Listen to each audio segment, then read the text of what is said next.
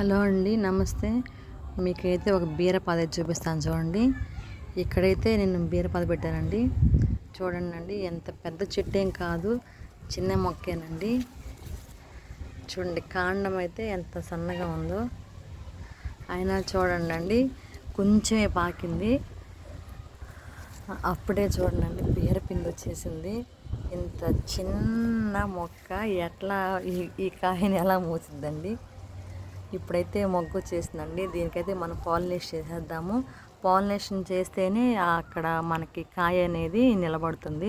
చూడండి, మళ్ళీ ఇక్కడ ఒక పిండి వచ్చింది. అప్పుడే చెట్టు ఏమో చూడండి ఇంతే ఉంది. చూడండి ఎంత సన్నగా ఉందో.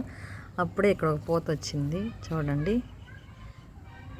ఇక్కడ కూడా ఇంకొక బీరపాదు ఉందండి. ఇక్కడైతే సెట్ చేశాను బీరపాదు ఒకటి.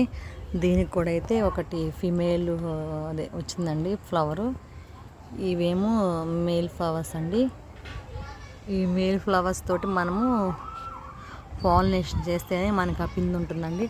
పాలినేషన్ చేయకపోతే ఇదిగో చూడండి ఎలా వాడిపోతున్నాయో. ఇక్కడ కూడా వాడిపోయిందండి, పాడైపోయింది. కాబట్టి మనం ఈ మేల్ ఫ్లవర్ తోటి మనము ఇప్పుడు చూడండి పాలినేషన్ చేద్దాం.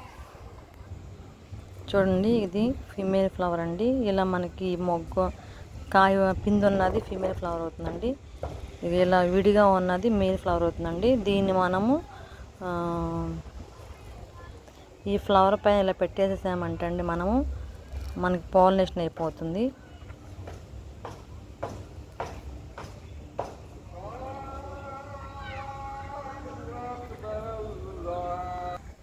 ఇదిగోండి ఫీమేల్ ఫ్లవరు.